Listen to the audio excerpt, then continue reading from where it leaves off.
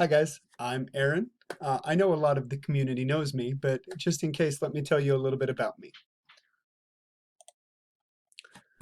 I am married. My wife is Elise, and our children are Damien and Grace. I'm a lucky guy to have found my beautiful wife because she pretty much accepts me as me. In relation to today's talk, I'm specifically talking about the nerdy character traits I have. I love all things Marvel and DC, I like Star Wars, and I like video games.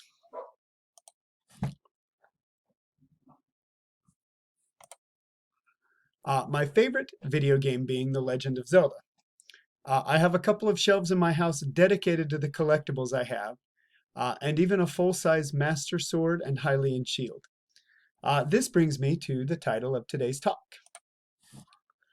It's dangerous to go alone. Take this. Having been a gamer my whole life, I've often used it as an escape from reality. But I've come to realize as an adult that there are a lot of video games out there which have valuable life lessons. Today we are going to be talking about the life lessons I have learned from The Legend of Zelda. We start out thinking we will single-handedly conquer the world, and the truth is, we're going to need a lot of help along the way. From our mentors to peers to the occasional nemesis, we're never going to get where we want to go by ourselves. And it's dangerous to think that you can.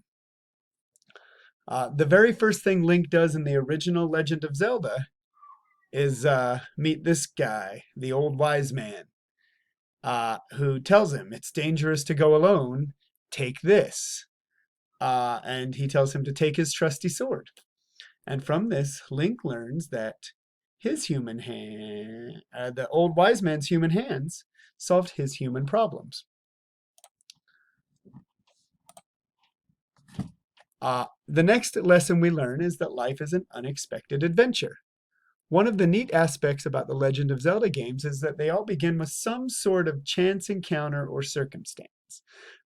In A Link to the Past, Link's uncle goes off one stormy night and does not return, so Link gets up to look for him, only to find him mortally wounded in a corridor, where he gives Link his sword and sends him on a quest that will snowball into the epic journey of the game. In Wind Waker, so that's the top right picture over there, Link is exploring the woods with his sister when she is abducted by a giant bird, and he goes off to find her. Other Zelda titles feature similar strange beginnings, oftentimes with Ganon kidnapping Zelda, and then that spiraling into the amazing and incredible adventures of the game. All of our stories follow a similar rhetoric, where things begin normal, and then I'm sure we all have our stories that we could share about the crazy adventure known as our lives. In fact, we're all kind of having a shared chapter of that adventure right now. And it's more important now than ever, even when physically distanced, that we be there for each other. Because the meaning of our lives comes from making a difference. The next lesson that I've learned is to be quick to listen. The Legend of Zelda games stood out from all of the other adventure-type games because of one key factor that makes the games both challenging and fun: puzzles. The game is full of switches and levers and buttons and fake floors, weak walls, and all sorts of secrets that could aid Link in navigating through some of the most sinister dungeons. One dungeon in particular, which has caused many gamer tantrums throughout the world, and I know this from my own gamer tantrum experience, is the infamous Water Temple of Ocarina of Time. Between the raising and lowering of the water levels and the use of metal boots to sink to the bottom, this dungeon is simply maddening if you don't know what to do. The trick to completing this dungeon is to not lose your cool. Keep your eyes open and to keep your ears open.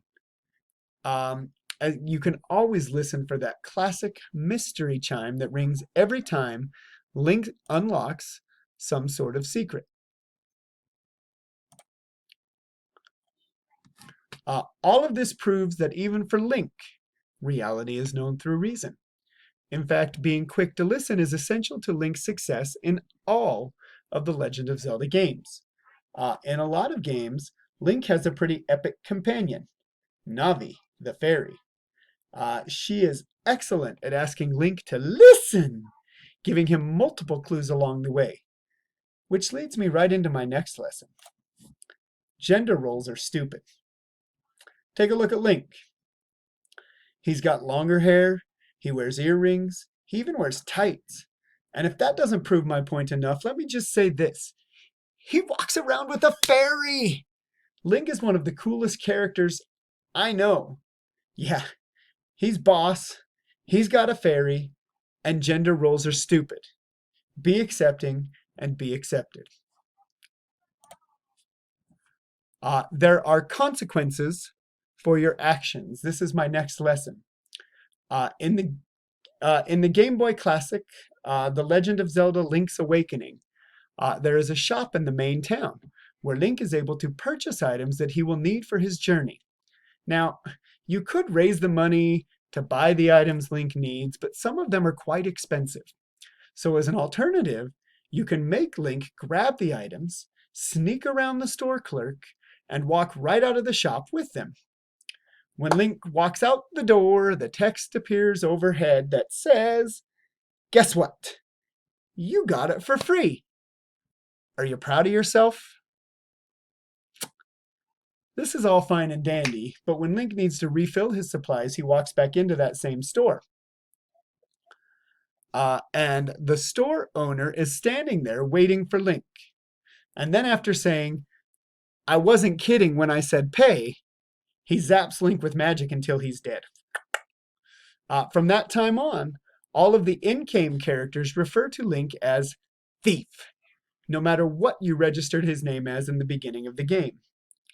I'm not sure if the developers meant or knew the impact of that message was going to be sending when they put this game out, but I do know that a 10-year-old boy playing this game will receive that message loud and clear. If you steal, you will be a thief. Link could not outrun his crime, even after the store owner snuffs him out. Even if thievery seems justified. I really need that shovel, and I don't have the rupees to get it. It still doesn't take away the fact that there are consequences for your actions. The next lesson, it's all right to take a break every now and then. The world is in peril yet again. The mad sorcerer Ganon has opened up the Age of Darkness, unleashing untold horrors across the kingdom of Hyrule, endangering the lives of thousands. What is our hero Link going to do about it? He's going to go fishing. That's what he's going to do. In pretty much all of the Legend of Zelda games, there are side games that can be played apart from the main storyline of the game. Some of these games include archery, mail sorting, straight up gambling. Look at that top left corner. Pay me 10 rubies. Maybe I'll take 10 more. Maybe you'll break even. Maybe you'll get 100. You don't know.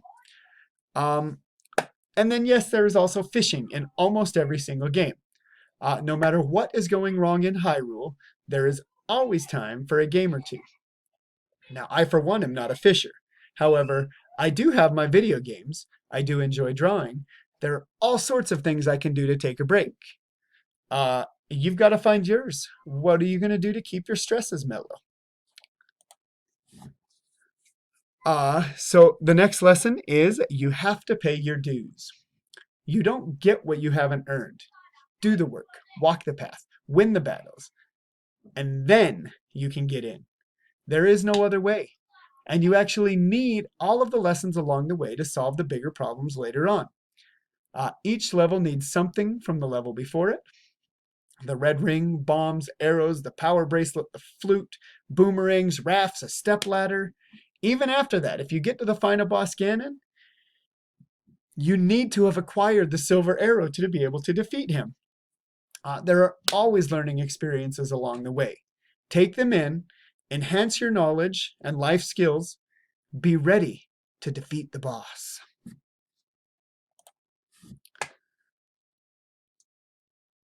The next lesson is that there are all sorts of people in your life, and you need to be willing to accept them and take them in. In The Legend of Zelda, your basic character is called a Hylian. However, to get through most of the game's struggles, you have to work alongside people of all different races and religions. You've got the Sheikah, which is a race led by the great warrior Impa. You have the Gerudo, a race of entirely women, except for one man born every 100 years, who is immediately their king. The Zora is a race of aquatic people, not very mysterious, beside the fact that they live in the water. You have the Rito, a race of bird-like people with the ability to fly. You have the Goron, the mountainous stone people. You have the Kokiri, who are the forest people. And then, of course, there are humans and so many more. People are more important than beliefs and looks and race. I could keep going, but I'll digress. Then there is the not-so-metaphorical lesson of the Triforce. The prefix tri obviously meaning three.